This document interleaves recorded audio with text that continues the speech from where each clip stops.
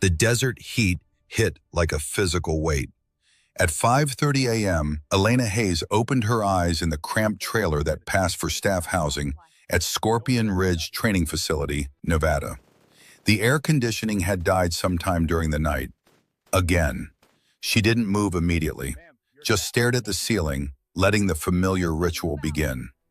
On the nightstand beside her pillow sat a device that looked like it belonged in a museum.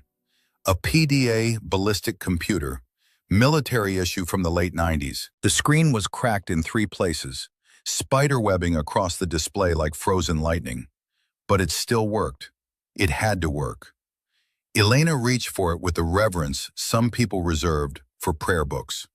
Her thumb traced the scratches on the casing, deep gouges from years of field use.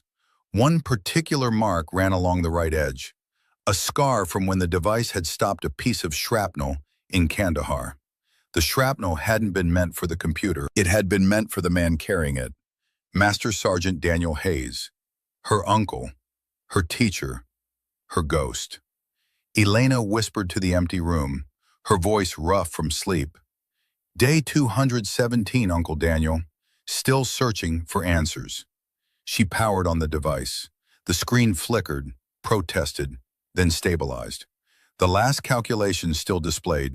Range, 2,400 meters. Wind, variable 6 to 8 miles per hour. Temperature, 68 degrees Fahrenheit. The data from her last training session with Daniel 6 years ago, frozen in digital amber. The memory came without invitation. Arizona, Black Ridge Plateau, February 2019. Rain falling in sheets, turning the red earth to mud. A crowd of maybe 40 people, most of them locals who'd known Daniel as the quiet man who could drop a coyote at distances that seemed impossible. The funeral had been simple. Anything elaborate would have felt wrong. Elena had stood at the graveside, 24 years old, and holding the same cracked PDA, while the minister spoke words that meant nothing. Hunting accident, they'd called it, a tragic mishap. Daniel Hayes, age 60, deceased from a single gunshot wound while tracking elk in the backcountry.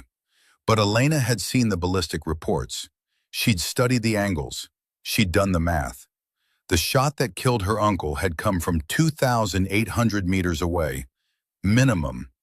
You don't make that shot by accident. You don't make that shot unless you're one of the best snipers alive. And you certainly don't make it while hunting elk. Elena closed her eyes in the trailer, letting the memory fade. 6 years. 6 years of questions with no answers. 6 years of grief so deep it had hollowed her out and rebuilt her into something harder, something more dangerous. She set the PDA down carefully and rose from the narrow bunk. The trailer was a box, 80 square feet of metal and regret, a hot plate that barely worked, a mini fridge that hummed like it was dying, a closet that couldn't fit a week's worth of clothes. This was what 6 months of wages as a maintenance worker could afford. But Elena wasn't here for comfort. She pulled on her work uniform, faded tan cargo pants, a gray shirt with Scorpion Ridge Facilities stenciled across the back, steel-toed boots that had seen better decades. The outfit made her invisible. Just another support staff member, just another nobody keeping the base functional while the real soldiers did the real work.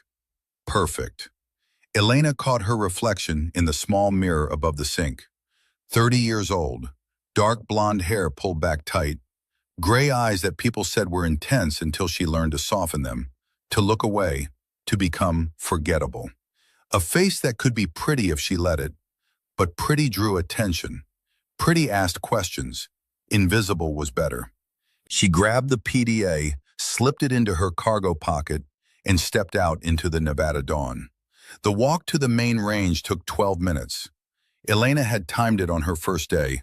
She'd timed everything, mapped every building, noted every security camera, memorized every face, every name, every rank.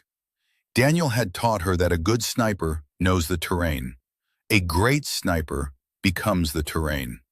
Scorpion Ridge Training Facility sprawled across 40,000 acres of desert. The main sniper range sat on the eastern edge, backed by a series of ridges that created natural backstops for extreme long-range work. The facility was legendary. Every branch of military service sent people here. Marines, Army, Special Forces, even some CIA contractors, though nobody talked about them. Daniel had served here from 1996 to 2004. 8 years. The best years of his military career, he'd told her. The place where he'd gone from good to legendary. Silent Wind, they'd called him, because you never heard the shot coming. Elena reached the range equipment shed at 6:15 a.m. The door was already unlocked. Third shift security made their rounds at 6 o'clock, which meant she had exactly 45 minutes before the day shift supervisor showed up. Inside, the shed smelled like gun oil and desert dust. Racks of cleaning supplies, bins of ear protection, stacks of target frames, and in the back corner, behind a wall of shelving, the brass casing collection area. Spent shell casings, hundreds of pounds of them.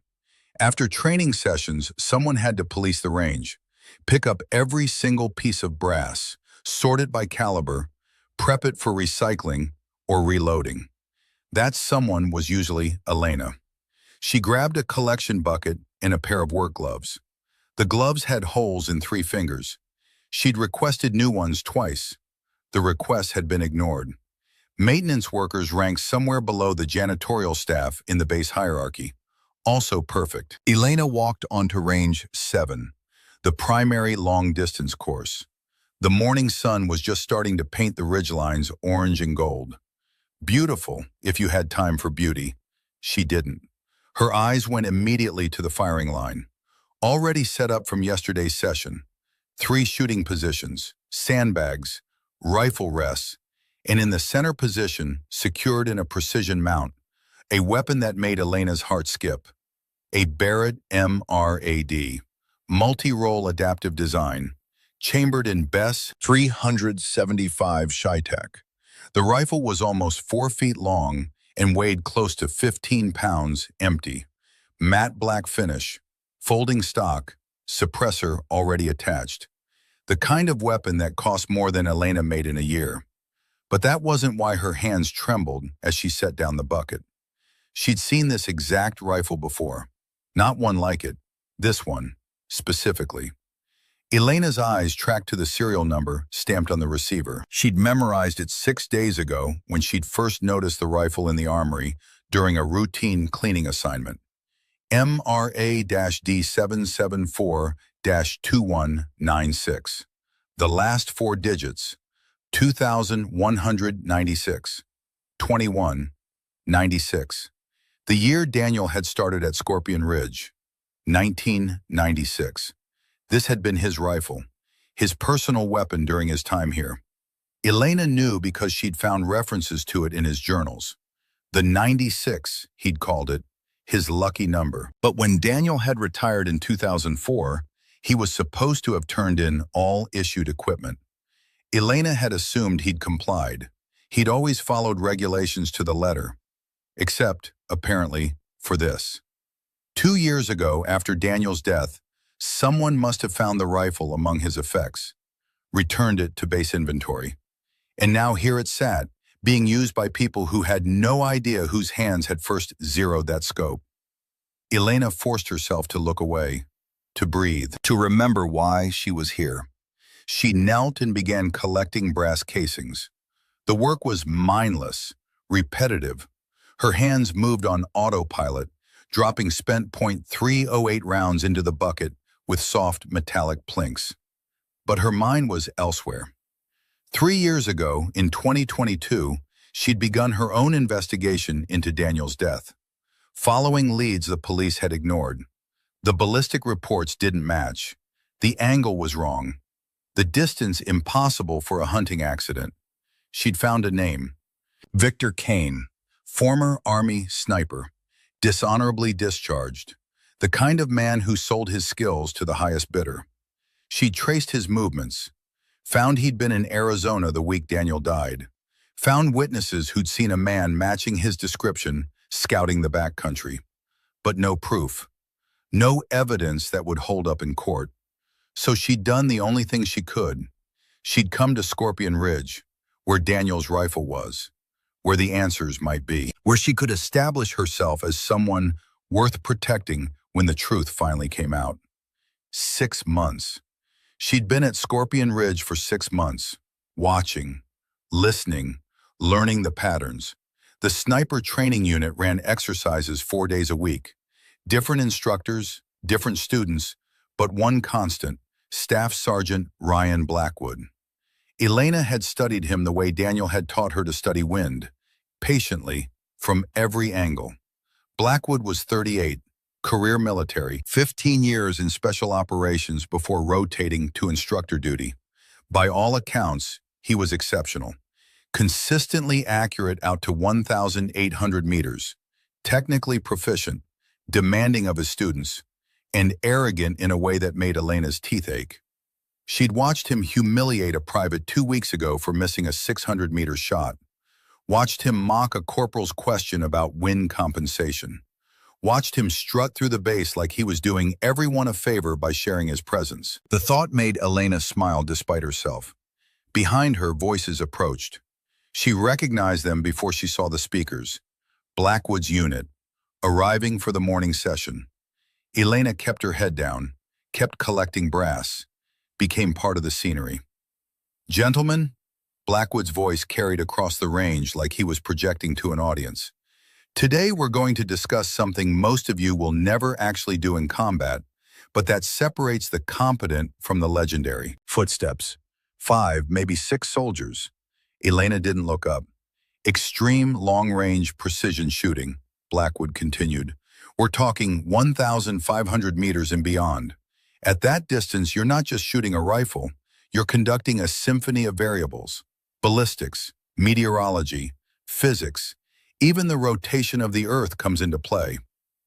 Elena's hands paused on a spent casing. She knew this lecture. She'd heard variations of it 3 times in the past month. Blackwood was moving toward the Barrett now. She heard him pick it up, the slight grunt of effort. 15 pounds wasn't heavy, but it wasn't light either. "This," Blackwood said, and Elena could hear the reverence in his voice, "is a Barrett MRAD, chambered in .375 Chi-Tac. This is not just a rifle. This is a surgical instrument. At 1,500 meters, it doesn't just hit a target, it erases it." One of the students, a young voice, "What's the effective range, Sergeant?" "Depends on your definition of effective," Blackwood replied. "But in the right hands, with the right ammunition, you can expect consistent accuracy out to 2,000 meters. Beyond that, you're dealing with so many variables that even the best shooters in the world are fighting probability." Another voice, older. "What about the record, Sergeant? The longest confirmed kill?" Blackwood's answer was immediate. He'd been waiting for this question. "The current record is 3,540 meters. A British sniper in Afghanistan, 2009. Craig Harrison, 2 consecutive shots, 2 Taliban machine gunners. Distance just over 2 miles. Elena's jaw clenched. She knew the shot, knew the conditions, knew that Harrison had been using an L115A3 rifle in .338 Lapua Magnum, not a Chi-Tac. Knew that the shot had taken 9 seconds of bullet flight time and had been helped by a significant tailwind. She also knew Daniel had made a 3,200-meter shot in 2003 that had never been officially recorded. "The bullet time at that distance," Blackwood continued, "is somewhere between 6 and 7 seconds. Think about that. You squeeze the trigger, and 7 seconds later, the target drops. In those 7 seconds, you have to account for wind speed at multiple altitudes, temperature gradients, humidity, air density, the Coriolis effect." A new voice, skeptical. "Coriolis effect?" "The rotation of the Earth," Blackwood explained, and Elena heard the smile in his voice. He loved this part. "At extreme range, the Earth literally rotates beneath the bullet during flight.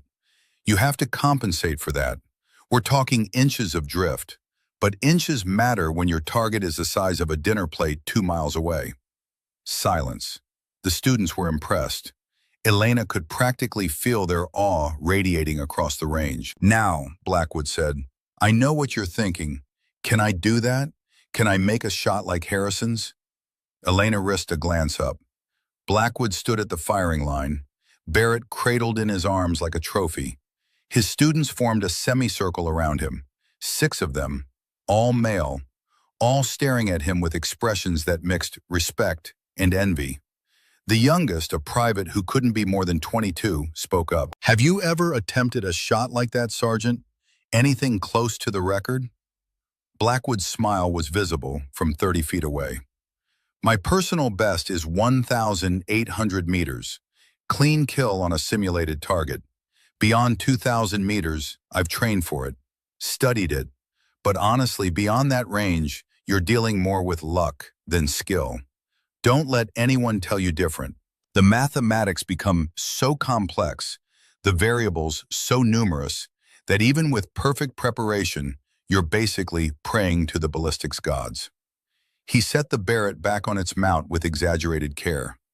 That's what separates a good sniper from a great one, Blackwood concluded.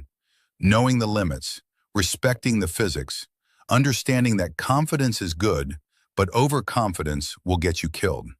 Or worse, embarrass you in front of your unit. The students chuckled. Comfortable laughter, the kind that comes from being on the inside of the joke. Elena returned to her brass collection. Her bucket was half full. She had maybe another 20 minutes of work here before she could move to the next range. All right, Blackwood said. Let's run some drills. I want each of you at 800 meters. Demonstrate proper wind reading. Mercer, you're first. The unit moved to their positions. Elena continued working. Just another maintenance worker. Just another invisible cog in the machine. But as she picked up a particularly large .50 caliber casing, she caught Blackwood looking at her. Just a glance, quick, dismissive. Then he looked again, longer this time. Elena's pulse quickened. Had she done something? Drawn attention somehow? You there, Blackwood called out. Hayes, isn't it? Elena straightened slowly, bucket in hand. Yes, Sergeant. You're here every morning when we train. It wasn't a question, but Elena answered anyway. Yes, Sergeant. Brass collection is part of my duties. Blackwood walked toward her. His students paused their preparations, sensing a shift in the session's energy. I've noticed you, Blackwood said, stopping about 10 feet away. Noticed you watching, listening. You pay pretty close attention for someone who's just picking up trash. The word trash hung in the air. Intentional, cutting. Elena kept her expression neutral. I find the training interesting, Sergeant. Interesting, Blackwood repeated, and there was amusement in his voice. Tell me something, Hayes. You ever fire a weapon? Beyond basic training, I mean. If you even had basic training.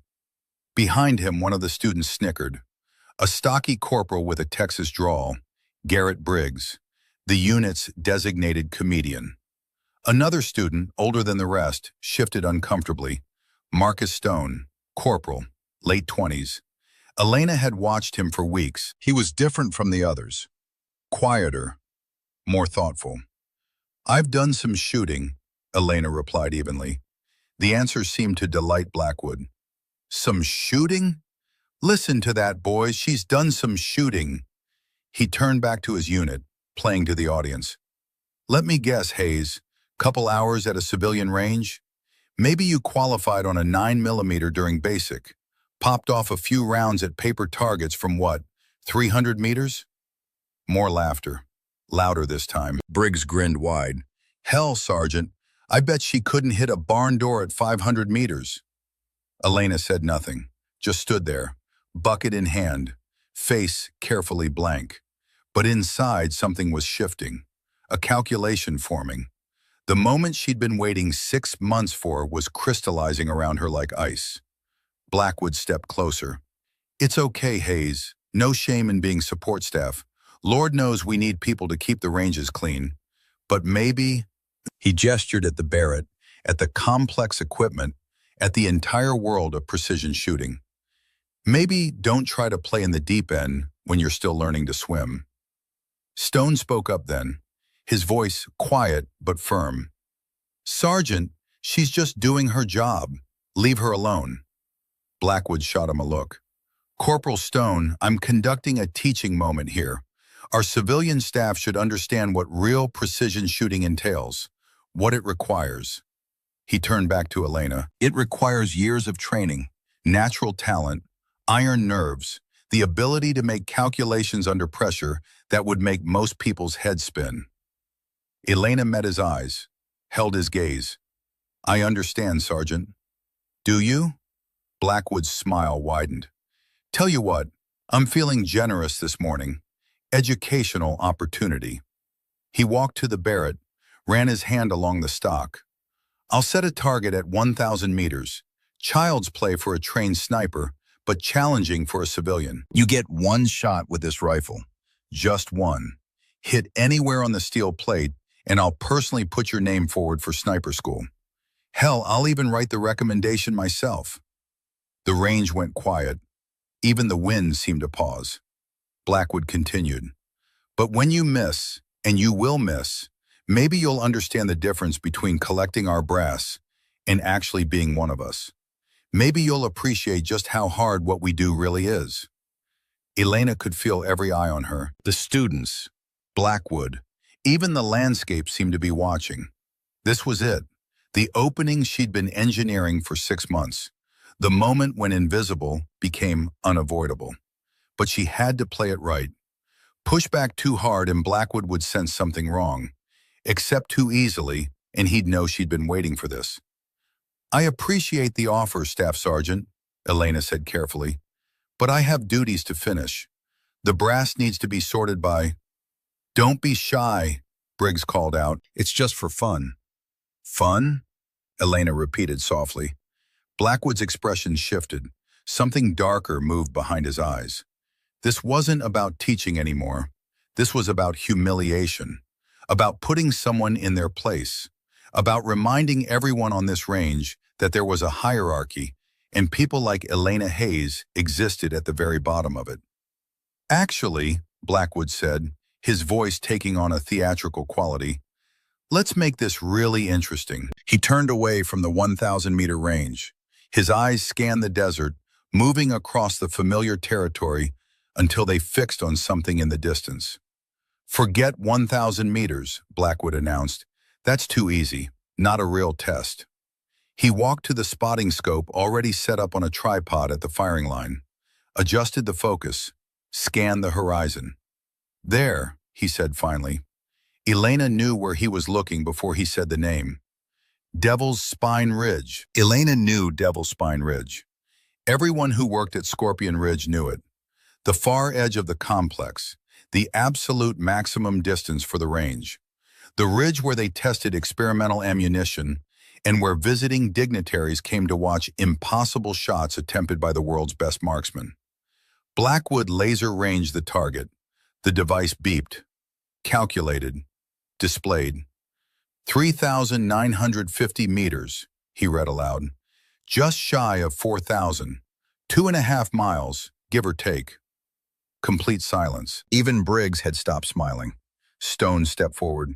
Sergeant, that's extreme long-range competition territory. That's not... I know exactly what it is, Corporal. Blackwood cut him off. And I know Miss Hayes here isn't going to get anywhere close. That's the point.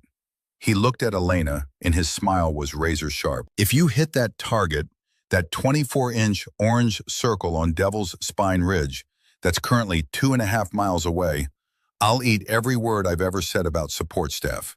I'll write you a commendation myself. I'll personally campaign to get you into advanced sniper training. He paused for effect. But you won't hit it. You won't come within 50 meters. And when that happens, maybe you'll finally understand the difference between people who dream about being snipers and people who actually are. Elena's mind was racing. This was better than she'd hoped. 1,000 meters would have been good. Impressive, even. But 4,000 meters? That was legendary territory. That was the kind of shot that ended careers or launched them. That was the kind of shot Daniel had trained her to make. She set down the bucket of brass casings. The metal clinked against the concrete firing pad, loud in the stillness. "What rifle would I be using?" Elena asked. The question seemed to catch Blackwood off guard. He'd expected refusal, expected her to back down, to make excuses, to scurry away with her tail between her legs. "What?" he said. "The rifle," Elena repeated calmly. "What would I be shooting?" Blackwood recovered quickly. "This Barrett MRAD, the .375 Shytech." He gestured at the weapon on its mount, though I'll tell you right now, even that's underpowered for 4,000 meters. Ideally, you'd want a .50 BMG for that distance. But this is what we've got, and it's more than adequate to prove my point. Elena walked toward the rifle. Not quickly, not eagerly, just steady, measured steps. The students parted to let her through. She stopped in front of the Barrett, Daniel's rifle, the .96. Up close, she could see the wear patterns on the stock, the slight discoloration on the trigger guard where thousands of gloved fingers had gripped it. A tiny scratch near the serial number that looked like it might have been made by a wedding ring dragged across metal. Daniel had worn a wedding ring until Elena's aunt died. 20 years of marriage. He'd kept wearing it for 3 years after, unable to let go. That scratch could have been from his ring. "What's the ballistic coefficient of your ammunition?" Elena asked. The range went dead silent. It was the kind of question no amateur would ask, the kind of detail that separated people who'd shot a rifle from people who understood rifles. Blackwood's expression flickered, just for a second. "The ballistic what?" "The ballistic coefficient," Elena repeated, "of your ammunition. I need to know what I'm working with." Blackwood's jaw tightened. "It's a .670 BC, 300 grain Sierra Match King." "Why?" "And the muzzle velocity?" Now the students were exchanging glances. Briggs's smirk had vanished entirely. "Around 2,700 feet per second, Blackwood said, and Elena could hear the edge in his voice. "Though with this particular barrel, you're probably getting closer to 2,650. "Okay," Elena nodded. "Thank you." She turned away from the rifle, walked to the nearest wind flag, about 100 meters downrange. The fabric hung limp in the early morning air, barely moving. Elena bent down, pressed her finger to her tongue, then held it up, feeling for air movement. It was an old trick, primitive, the kind of thing hunters did. Behind her, Briggs couldn't help himself. "What is this, the Weather Channel? She thinks she's a meteorologist now." Elena ignored him. She was back in Arizona, back on Black Ridge with Daniel, learning to read the desert, learning to feel the invisible currents that would carry a bullet miles from where the barrel pointed. She pulled the PDA from her cargo pocket.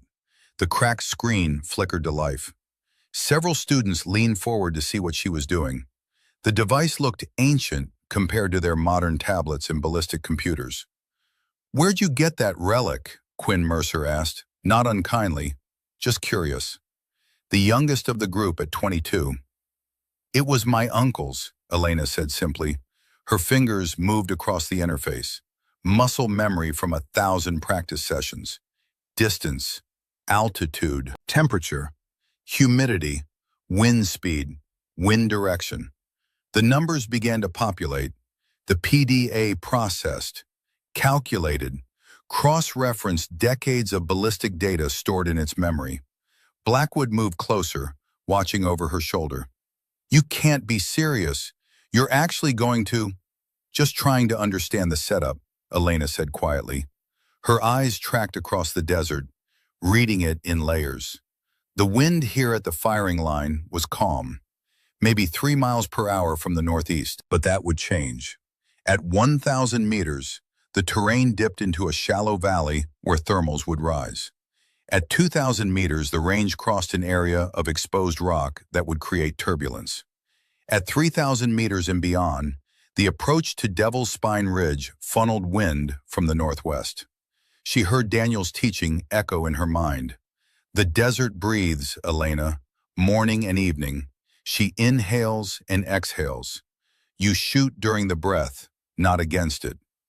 Distance, 3,950 meters. Bullet flight time, approximately 7.2 seconds. Drop, 48 feet vertical. Wind drift. She ran the calculations 3 times. 9 meters left. Maybe 10 if the crosswind at 2,500 meters was stronger than the flags indicated. Elevation adjustment, 34 MOA, possibly 35 to account for thermal rise as the morning heated up. You actually know how to use that thing, Blackwood said. It wasn't quite a question, more like an accusation. My uncle taught me, Elena replied. She flipped open a small notebook she kept in her other pocket, stained, dog-eared, filled with Daniel's handwriting, ballistic tables, wind formulas, atmospheric corrections. She cross-referenced the PDA's solution against Daniel's notes. They matched within half an MOA. Stone was watching her with an expression that had moved from pity to something else. Respect, maybe, or concern. She's running proper extreme long-range procedures, he muttered to Mercer. Look at her. She's cross-checking everything. Elena approached the Barrett again. This time she moved past it to check the spotting scope. Blackwood had already laser-ranged the target, but she needed to see it for herself. She put her eye to the scope, adjusted the focus. Devil's Spine Ridge leapt into view, the orange circle painted on stone. At this distance, through the heat shimmer that was already building despite the early hour, it looked like a coin dropped on the horizon, tiny, impossibly far, the kind of target that existed more as a concept than a reality. Can you even see it? Briggs asked. There was less mockery in his voice now, more genuine curiosity. Barely, Elena admitted.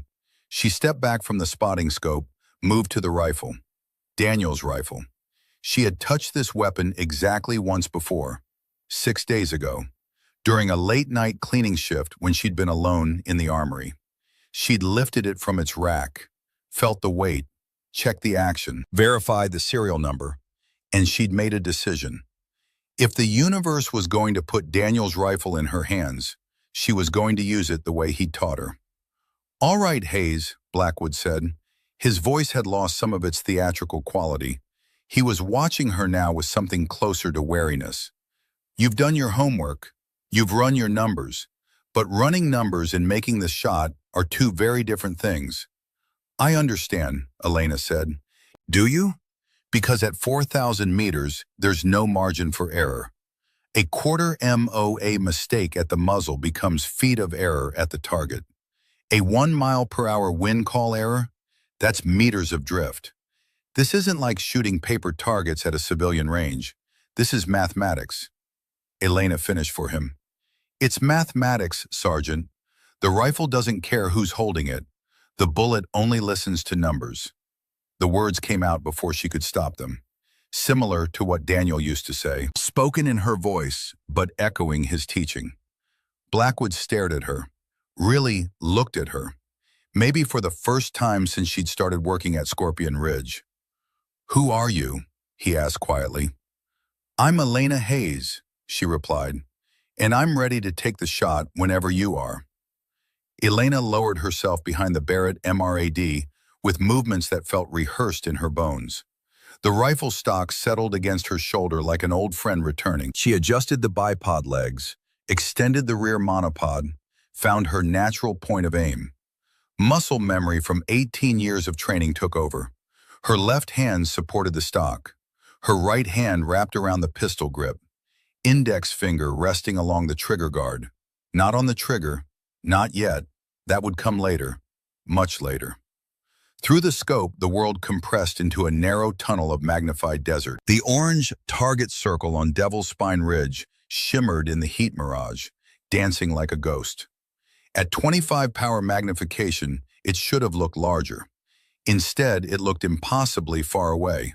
Because it was impossibly far away. Elena's breathing settled into a rhythm, slow, controlled. The lesson returned to her, Daniel's voice in her mind as clear as if he were standing beside her. At extreme range, half a heartbeat can throw the shot. Your pulse moves the rifle. Your breath moves the rifle. Everything moves the rifle.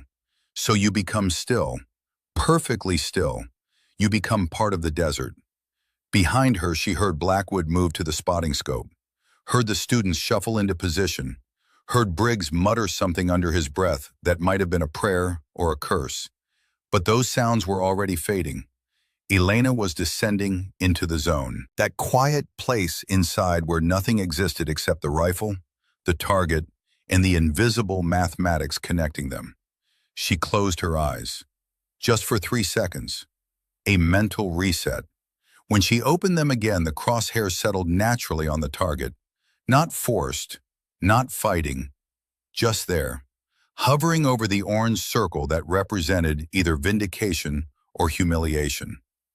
Wind, Elena murmured to herself. She couldn't take her eye from the scope now, but her peripheral vision caught the flags.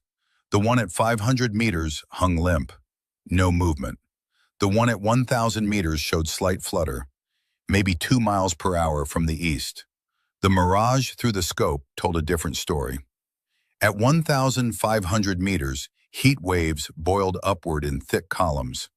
Thermal rise, the desert heating up as the sun climbed higher. That would push the bullet up slightly. She'd need to compensate. At 2,000 meters, the mirage shifted. Horizontal movement, crosswind from the right, not strong, 4 miles per hour, maybe 5, but enough to matter across the next 1,000 meters. Beyond that, she was reading ghosts. The air too turbulent, the distance too great to see individual wind patterns. She'd have to trust her calculations, trust the math, trust Daniel's training. You waiting for something specific? Blackwood's voice cut through her concentration. Not mocking anymore, just curious. Yes, Sergeant, Elena replied without moving. The wind. The wind's calm. Here it's calm. At 2,500 meters, there's a crosswind. I'm waiting for it to settle. Silence behind her.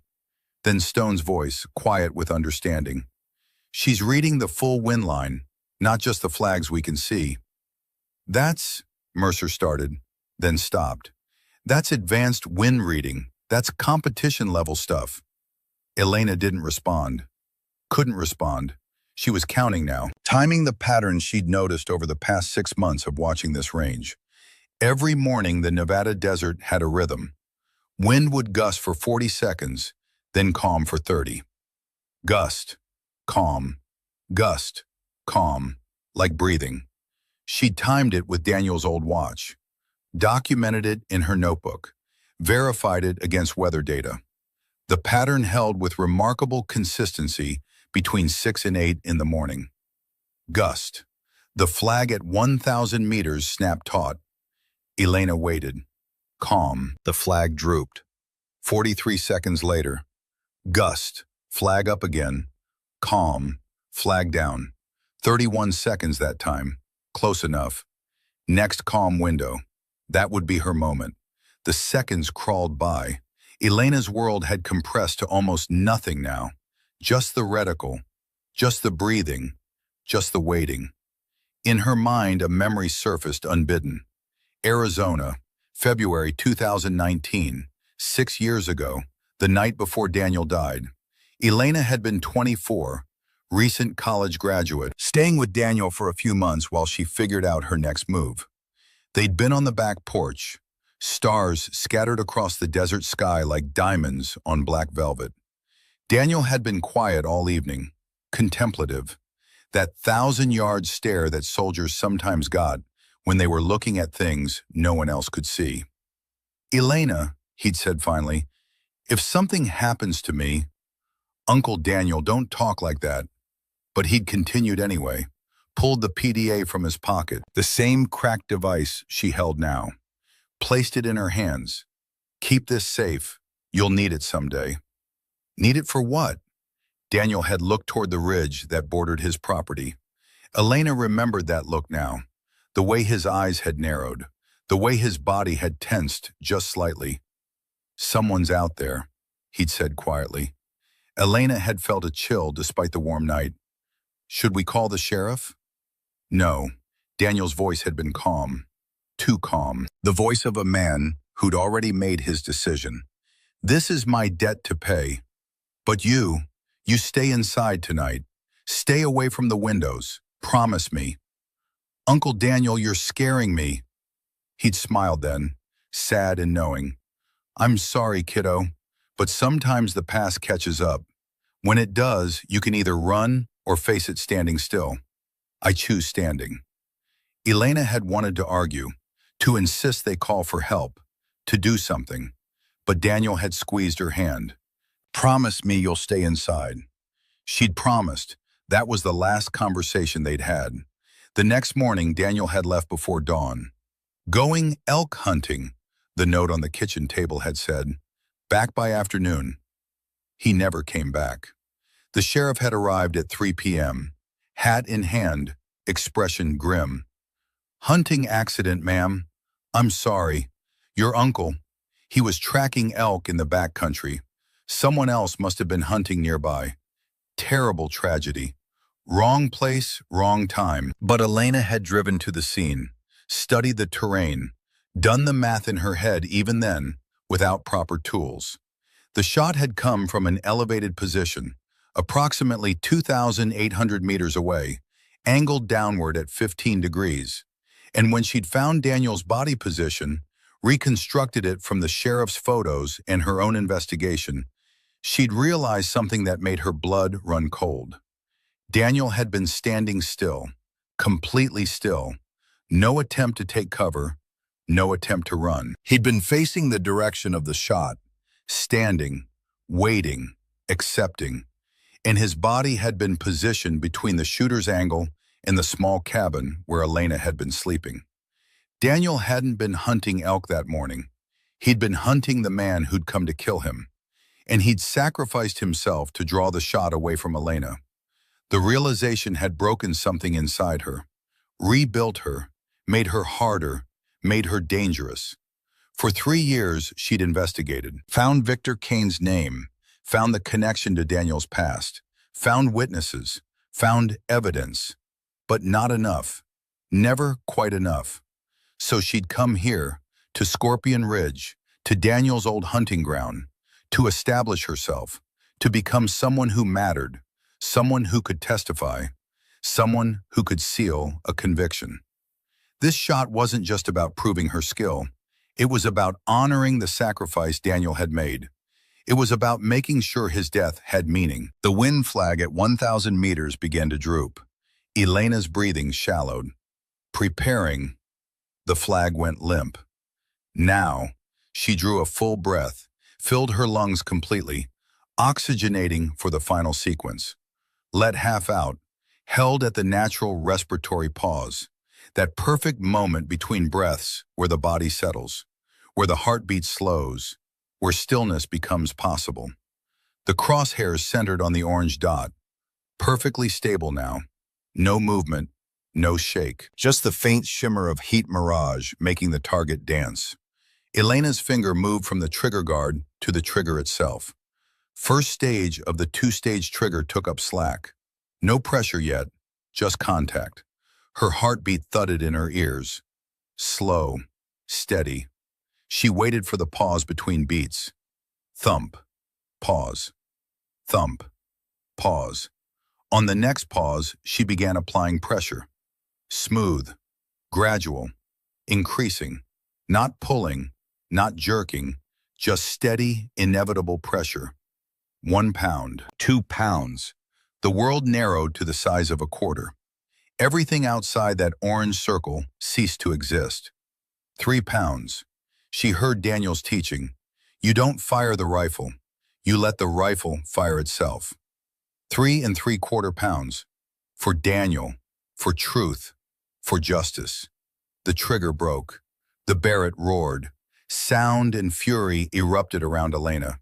The concussion slammed into her ears despite the suppressor. Recoil hammered her shoulder with 14,000 pounds of chamber pressure transformed into kinetic energy. The rifle bucked, lifted, settled. Dust exploded from the firing line. A cloud of Nevada desert kicked up by muzzle blast, obscuring everything for half a second. But Elena stayed in the scope, rode the recoil, let the rifle settle back onto target. She watched the bullet trace leave the barrel, a faint silver line in the air, the supersonic projectile creating a visible pressure wave that lasted maybe a tenth of a second before vanishing. Then nothing but waiting. 7.2 seconds of waiting. The 300-grain Sierra Match King left the muzzle at 2,650 feet per second, 1,400 miles per hour, supersonic by a factor of 2. But physics didn't care about speed. Gravity began pulling the instant the bullet cleared the barrel. 32 feet per second squared. Relentless. Inevitable. The bullet started dropping immediately, carving a parabolic arc through the air. At the same time, air resistance fought back, drag force proportional to velocity squared. The bullet slowed, not much, but enough. 500 meters, still supersonic, still climbing relative to the line of sight. The upward angle Elena had built into her scope adjustment meant the bullet rose above the bore line, peaked, then began its descent. 1,000 meters, starting to drop now, real drop, fighting gravity with every foot of forward travel. 1,500 meters, the thermal column Elena had anticipated. Rising air created lift, microscopic but real. The bullet drifted up a fraction, maybe 6 inches. 2,000 meters, the crosswind section, air moving left to right at 5 miles per hour. The bullet, now traveling at roughly 1,800 feet per second, spent exactly 1.1 seconds crossing this zone. In that time, the air mass pushed it left, 9 inches, maybe 10, 2,500 meters. Halfway through the flight, the bullet had slowed to 1,600 feet per second. Still supersonic, but barely. The transonic region approaching, where things got unpredictable. 3,000 meters. Through the transonic barrier. The bullet dropped below the speed of sound. Shock waves collapsed. Stability decreased. This was where shots fell apart, where precision became probability. But the Sierra Match King was designed for this. Boat-tail design, high ballistic coefficient. It stayed stable, kept flying true. 3,500 meters, final approach. The bullet had slowed to subsonic speeds, maybe 900 feet per second, arcing downward now in a steep descent. Everything depended on the calculations, on the mathematics, on 18 years of training compressed into numbers, punched into a cracked PDA screen. 3,950 meters. Impact. Elena couldn't see it through the scope. The distance was too great. The mirage too thick. But she heard it. A faint crack rolled back across the desert, delayed by distance. The sound of lead hitting stone at 600 feet per second. The sound of physics proving itself. She stayed in the scope, didn't move, waiting for confirmation. Behind her, complete silence. No one breathing, no one speaking. Just the wind and the ringing in everyone's ears from the muzzle blast. Then Blackwood's voice, barely a whisper. "What the?" Elena slowly lifted her head from the scope. Her shoulder ached from the recoil. Her heart hammered against her ribs, but her face remained calm, neutral. She stood, stepped back from the rifle, turned to face the unit. Every single person stared at her like she just performed magic. Blackwood had his eye pressed to the spotting scope. His hands gripped the tripod so hard his knuckles had gone white. "No," he muttered. "No way, that's not..." He adjusted the focus, blinked, looked again. Stone moved to the secondary spotting scope, put his eye to it, went completely still. "Holy hell," Stone breathed. Briggs pushed forward. "What? Did she hit it? Did she actually?" "Dead center," Stone said. His voice carried across the range like a pronouncement from above. "She hit dead center." The silence that followed felt like the desert itself had stopped breathing. Blackwood lifted his head from the scope. His face had drained of color. Shock, disbelief. And something else, something that might have been fear. He started, stopped, started again. That's a 3,950-meter shot with a rifle you've never fired before, in shifting wind conditions. That's impossible. Not impossible, Elena said quietly. Just mathematics and patience. She walked to the spotting scope. Blackwood stepped aside automatically, still processing what he'd just witnessed. Elena put her eye to the scope. Devil's Spine Ridge jumped into focus. The orange circle, 24 inches in diameter, painted on sun-bleached stone, and in the exact center, a fresh impact crater. The bullet had struck maybe 2 inches from perfect center, close enough that at this distance, it might as well have been bullseye. Stone chips scattered around the impact point. The lead core had fragmented on contact, leaving a gray smear across the orange paint. A perfect hit. Elena stepped back from the scope, looked at Blackwood. I figured actions would speak louder than words, she said, when the right moment came. Blackwood opened his mouth, closed it, opened it again. No words came out. The sound of a vehicle approaching broke the tableau. Everyone turned. A black Suburban rolled up to the range. Government plates, officer transport. The driver's door opened. A man in his mid-50s stepped out. Silver hair cut military short. Uniform crisp despite the desert heat. Eagles on his collar. Colonel. Elena recognized him from base orientation 6 months ago. Colonel William Cross, installation commander, the man who ran Scorpion Ridge. Colonel on deck, Blackwood snapped to attention. The students scrambled into formation. Parade rest, eyes forward. Cross walked onto the range with the easy confidence of someone who'd spent 40 years in uniform. His eyes swept the scene, the rifle, the spotting scope, the soldiers at attention. Elena standing off to the side in her maintenance uniform. Staff Sergeant Blackwood, Cross said. His voice carried the gravel of a career spent shouting orders. Mind telling me what's happening on my range this morning? Sir, Blackwood struggled for words. We were conducting a demonstration, sir. A demonstration? Cross repeated. His eyes found Elena, studied her for a long moment. And does this demonstration involve my civilian maintenance staff? Yes, sir. Miss Hayes, she made a shot, sir. A shot, Cross said. He walked to the spotting scope, bent to look through it without asking permission. The privilege of rank. He was quiet for maybe 10 seconds. When he straightened, his expression had changed. The casual command presence had been replaced by something sharper, more focused. Someone want to tell me the range to that target? 3,950 meters, sir, Stone answered. Just under 4,000. Cross looked at the Barrett MRAD, then at Elena. And Miss Hayes here made that shot. Yes, sir, Blackwood said.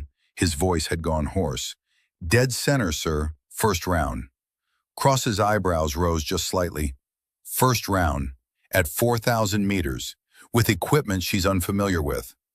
I wouldn't say completely unfamiliar, sir, Elena said quietly. Every head swiveled toward her. You didn't speak to a colonel without being addressed first. Especially not as a civilian. Especially not as a maintenance worker. But Cross just looked at her. Patient. Waiting. I've worked with similar systems before, Elena continued. I understand the platform. Similar systems, Cross echoed. Where exactly did you gain experience with precision, long-range rifle systems, Miss Hayes? My uncle taught me, sir. Your uncle? Cross's expression shifted, something flickering behind his eyes.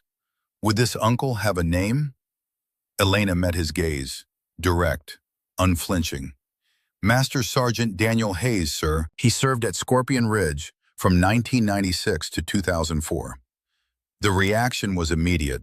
Cross's entire demeanor changed. His eyes widened. His stance shifted.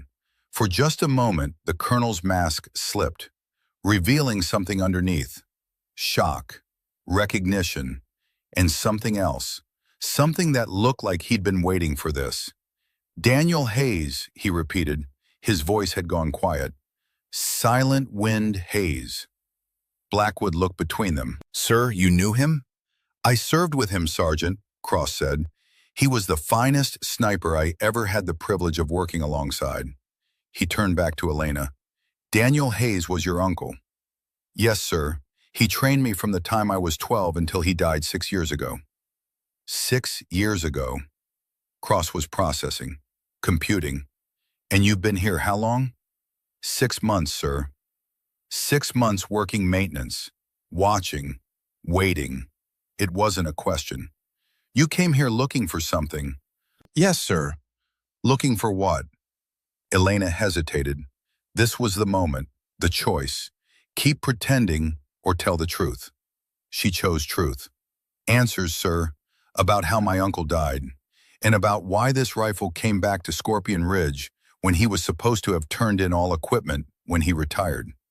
Cross walked to the Barrett, ran his hand along the receiver, found the serial number. MRA-D774-2196, he read aloud. Then softer. The 96. This was Daniel's personal rifle. I know, sir, Elena said. How long have you known? 6 days, sir. I recognized the serial number during a cleaning rotation. Cross looked at her with an expression that mixed respect and something that might have been sadness, and perhaps relief. And you've been here 6 months, working maintenance, watching, waiting. He paused. Those are fair questions, Miss Hayes.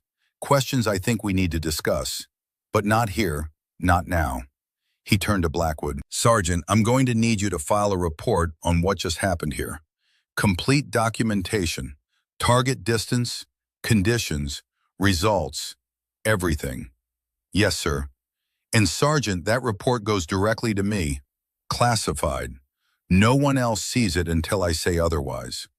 Understood? Understood, sir. Cross looked at Elena again. Miss Hayes, I'd like you to come to my office this afternoon. 1400 hours. We have things to discuss. About Daniel, about that rifle, and about what happens next. Yes, sir. Until then, you're relieved of maintenance duties for the day. Go get some rest. You just made one hell of a shot. You've earned it. He started to walk back to his vehicle, then paused, turned back. One more thing, Miss Hayes. That shot you just made. 3,950 meters, first round, cold bore. That's farther than anything in our official training records. Farther than anything Daniel ever logged. He smiled, just slightly. He'd be proud of you. Then he was gone. The Suburban pulled away, leaving a dust trail across the desert. The range stayed silent for maybe 30 seconds after Cross left. Then Blackwood walked to Elena, slowly, like approaching something dangerous. He stopped 3 feet away, removed his cover, held it at his side. Miss Hayes, he said.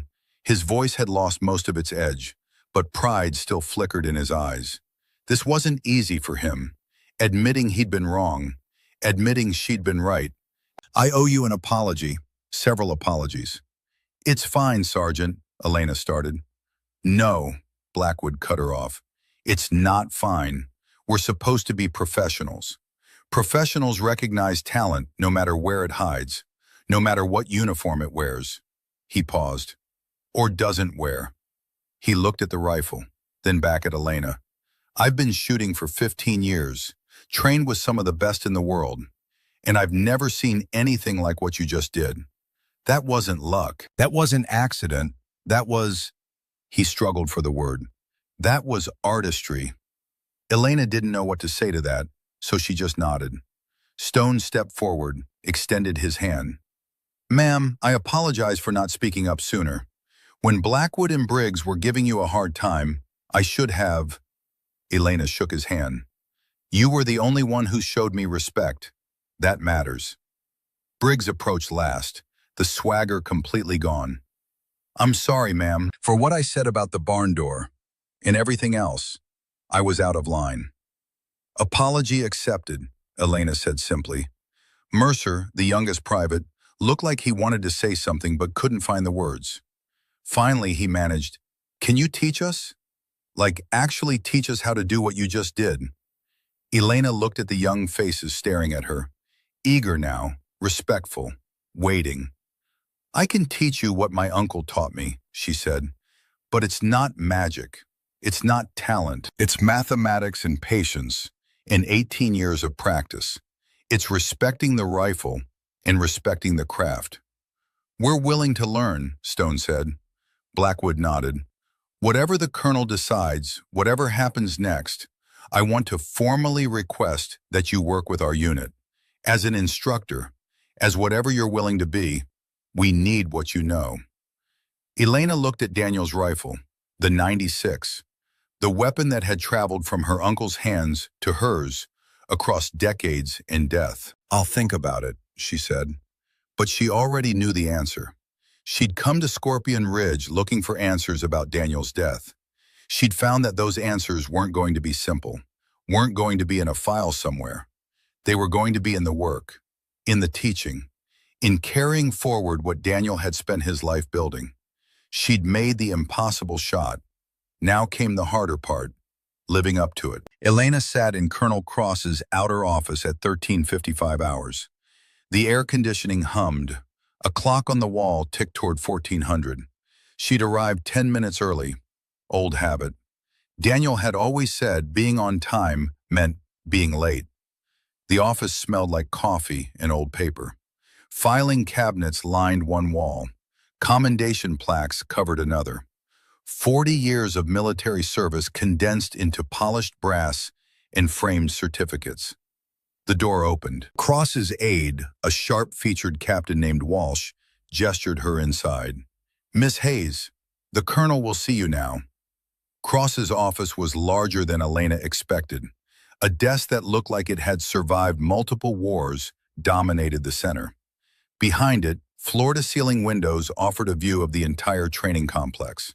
In the distance, Devil's Spine Ridge shimmered in the afternoon heat. Cross stood at those windows, hands clasped behind his back. He didn't turn when Elena entered. "Close the door, Miss Hayes." She did. The latch clicked with finality. "Sit." Elena took one of the two chairs facing the desk. Cross remained at the window for another 10 seconds. Then he turned. His face looked older than it had this morning. Tired, like he'd been wrestling with something and losing. He moved to his desk, opened a drawer, pulled out a file folder, thick, worn at the edges. Classified markings stamped across the cover in faded red ink. "Daniel Hayes," Cross said, setting the folder on the desk between them.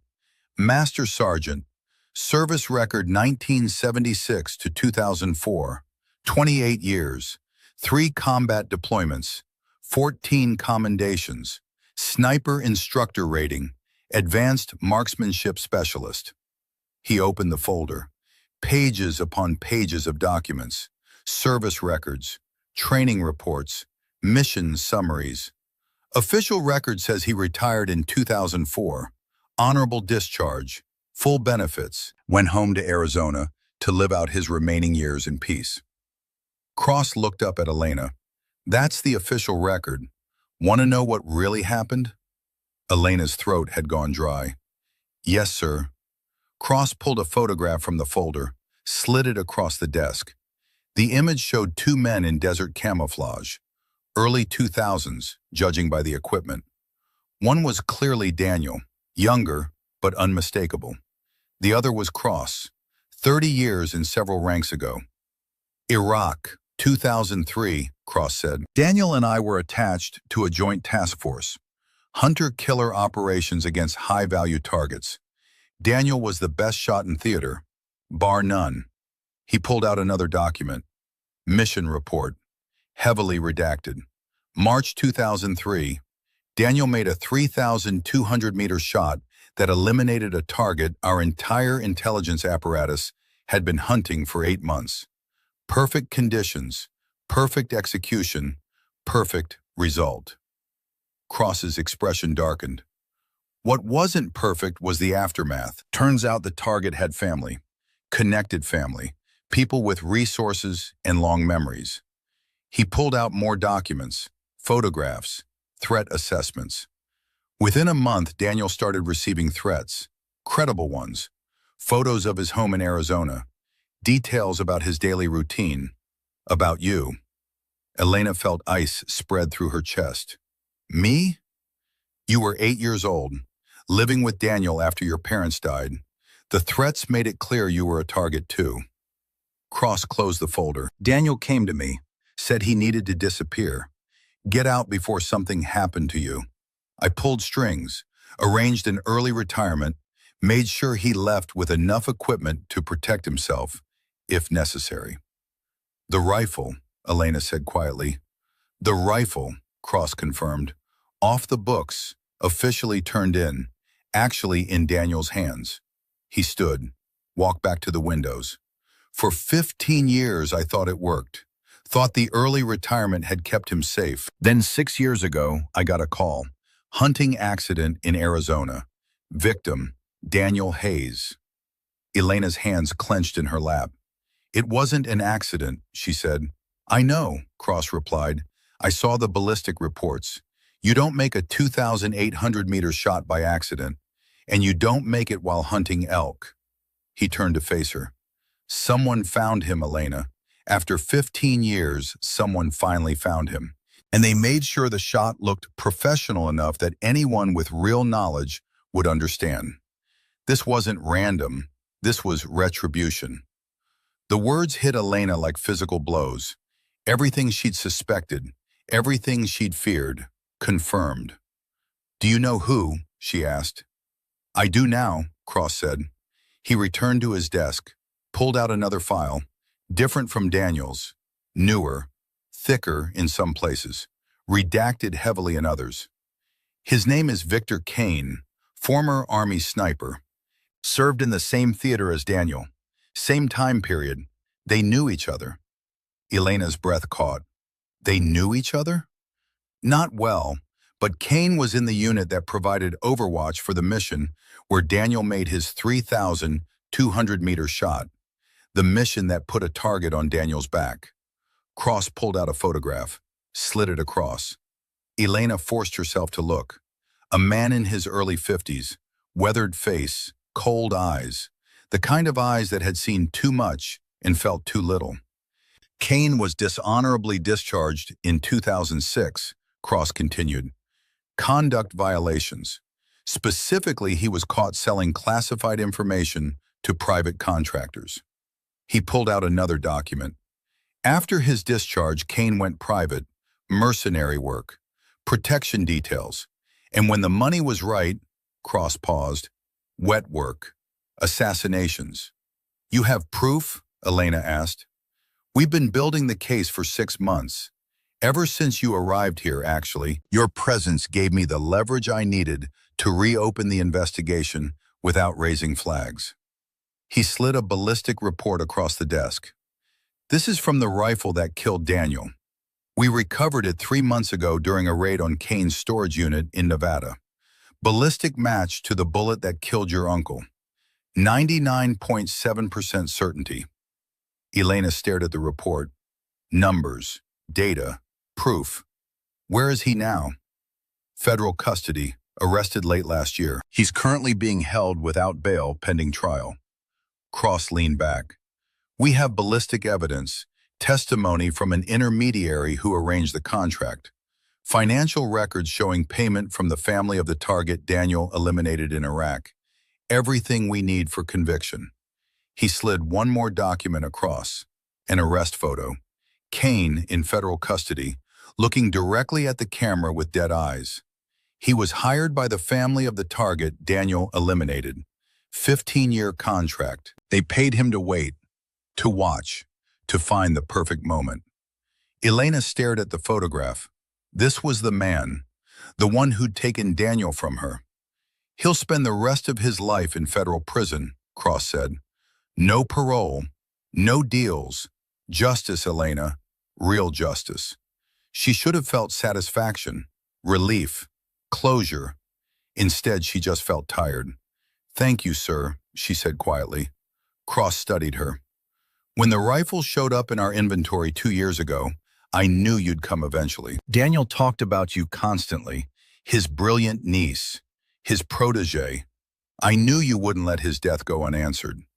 He almost smiled. So I've been waiting. For 6 months I've watched you work maintenance, watched you observe the sniper training, watched you study that rifle every chance you got.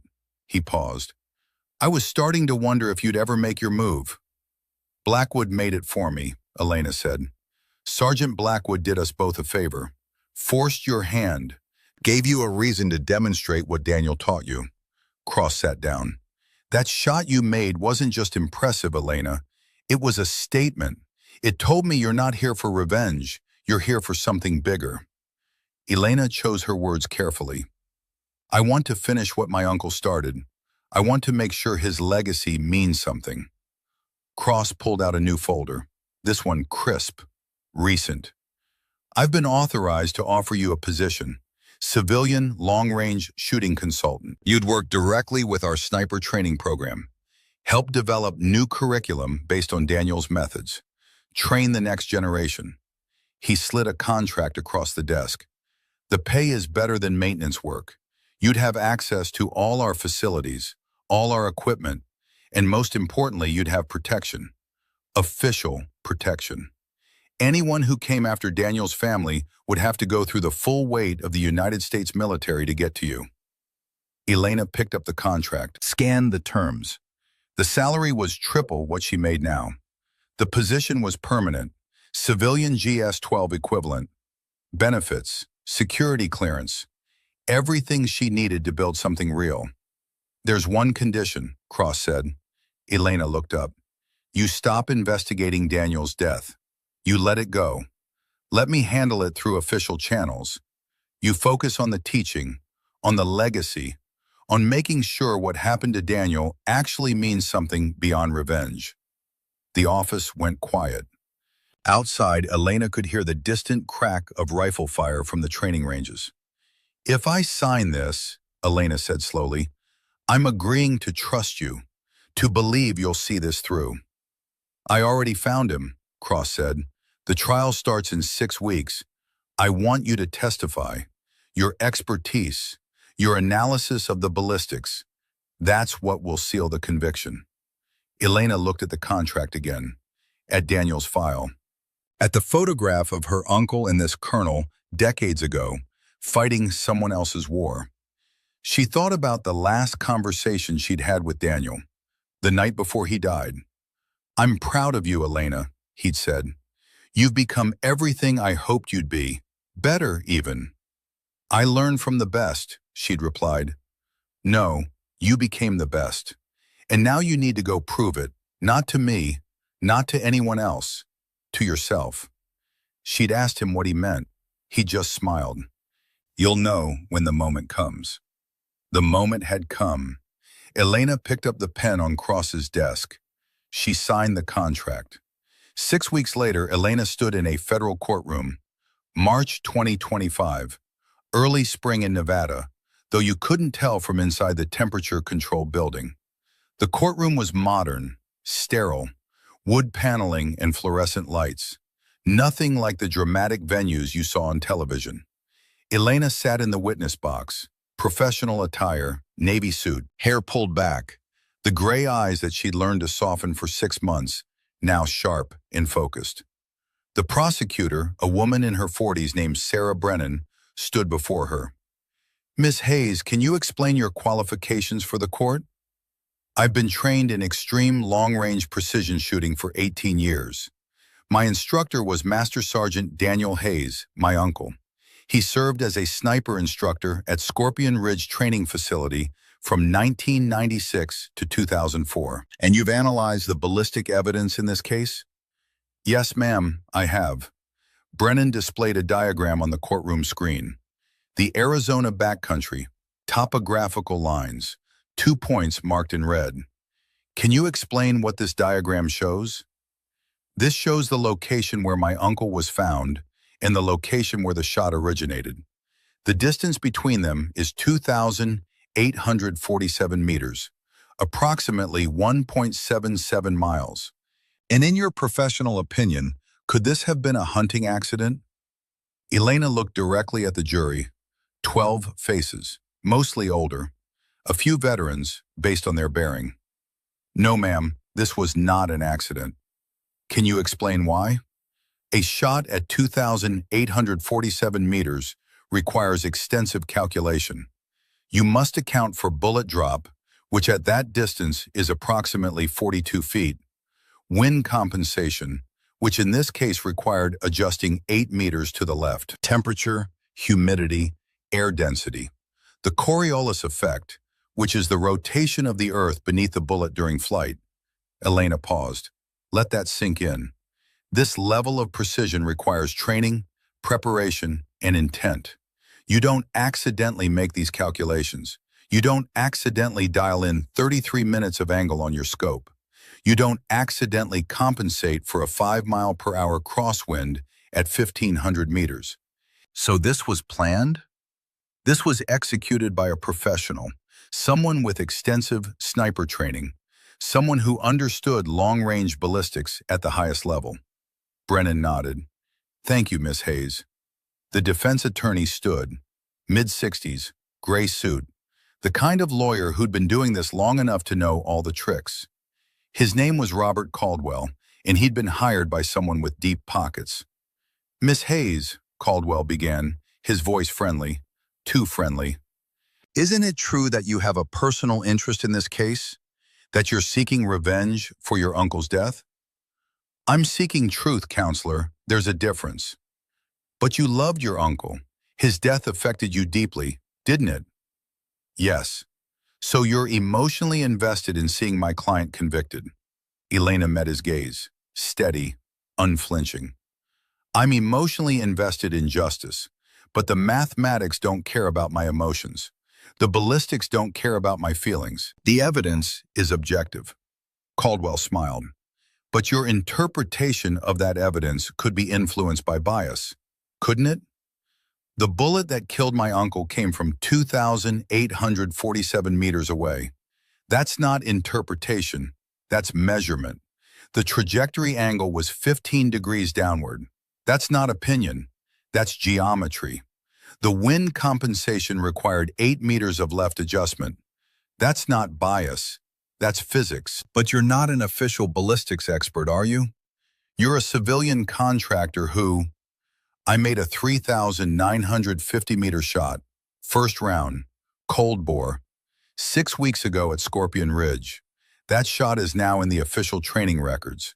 I've been certified by the Department of Defense as an expert in extreme long-range precision shooting. My testimony is based on 18 years of training and demonstrated expertise. The courtroom went quiet. Caldwell shifted tactics. Miss Hayes, how do you know my client fired the shot that killed your uncle? I don't. That's not my testimony. My testimony is that the shot that killed Master Sergeant Daniel Hayes was fired by a professional sniper from 2,847 meters. The ballistic evidence recovered from your client's storage unit matches the bullet recovered from my uncle's body. The financial records show payment from the family of a high-value target my uncle eliminated in Iraq in 2003. The timeline matches. The skill level matches. The motive matches. Elena leaned forward slightly. Your client made one mistake. He used techniques that are taught in advanced sniper schools. Techniques that my uncle mastered. Techniques that I learned. When I analyzed the shot, I recognized the methodology, the patience, the precision. She paused. He killed my uncle using the same principles my uncle taught me, but he forgot that those same principles would reveal him. Caldwell had no response to that. The jury deliberated for less than 2 hours. Guilty on all counts. First-degree murder, conspiracy, interstate flight to avoid prosecution. The judge handed down the sentence without hesitation. Life without possibility of parole. Federal supermax prison. Victor Kane would never see daylight again. Elena stood outside the courthouse, early evening, the desert air cooling as the sun set. Cross approached, still in dress uniform. You did well in there, he said. I told the truth, that's all. That's everything. Cross handed her a folder. Your first official assignment.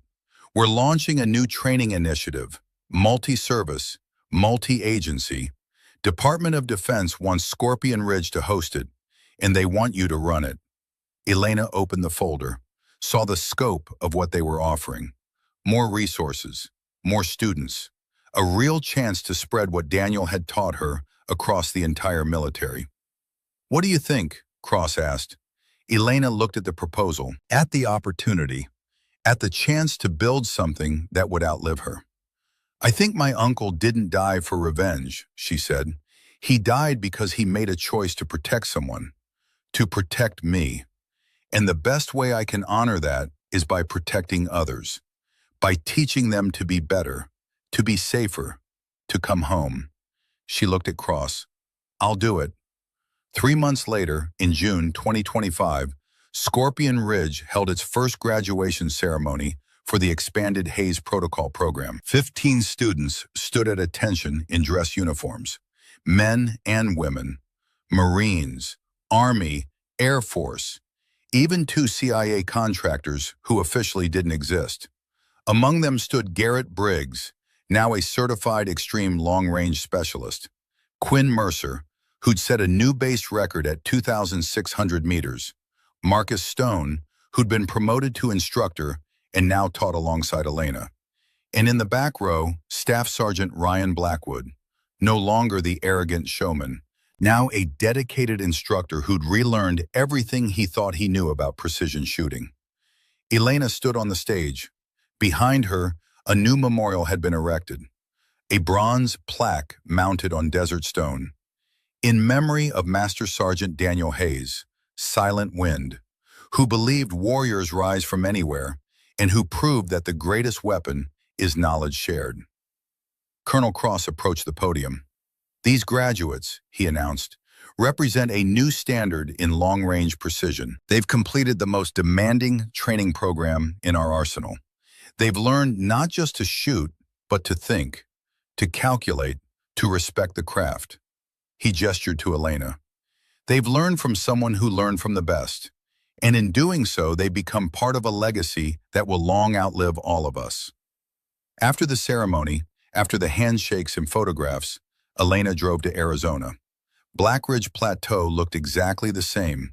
Red earth, endless sky, the kind of silence that made you understand why Daniel had loved this place. She parked at the small cemetery on the edge of town, walked to Daniel's grave. The headstone was simple. Name, dates, nothing fancy. Elena knelt, placed her consultant badge on the stone, placed a photograph next to it. The graduating class, 15 faces, 15 lives changed. I kept my promise, Uncle Daniel, she said softly. I didn't hide my light. I used it to light others. A breeze picked up, gentle, familiar, the kind Daniel had taught her to read when she was 12 years old. Behind her, footsteps approached. Elena turned. A young girl stood there, maybe 10 years old, bright eyes, confident stance. A man behind her, presumably her father. Are you Elena Hayes? The girl asked. I am. My dad said you're the best sniper in the country. Is that true? Elena smiled. I'm not the best. I'm just someone who was lucky enough to learn from the best. Will you teach me someday? The question hung in the desert air. Elena looked at the girl, saw herself at that age, saw Daniel teaching her to read wind, saw the unbroken line of knowledge passing from one generation to the next. What's your name? Elena asked. Ainsley. Ainsley, Elena stood. How about I teach you right now? First lesson is free. The girl's face lit up. Elena led Ainsley away from the grave, toward the open desert. See those heat waves? Elena pointed at the horizon. That's called mirage. It's caused by air at different temperatures mixing together. If you want to shoot accurately at long range, you need to learn to read it. How? By watching, by being patient, by understanding that the invisible things are often the most important. Ainsley stared at the shimmering air with intense focus. Her father approached Elena. Thank you for this. Thank your daughter, Elena replied. She's the one brave enough to ask. She watched Ainsley study the desert, learning to see what most people missed. Behind them, Daniel's grave stood quiet in the afternoon sun. But his legacy was walking, talking, learning, spreading. Elena had come to Scorpion Ridge looking for answers about her uncle's death. She'd found something better. She'd found his life's work, and she'd made it her own. The bucket of brass casings she'd been collecting that morning, 6 months ago, still sat in the equipment shed, gathering dust, forgotten. But Elena would never forget the moment she set it down, the moment she stopped being invisible, the moment she proved that warriors don't need rank or recognition. They just need the courage to step forward when the moment demands it, and the skill to make the shot count. Wind swept across Black Ridge Plateau, constant, patient, eternal, just like the lessons Daniel had taught, just like the legacy Elena would carry forward, one student at a time.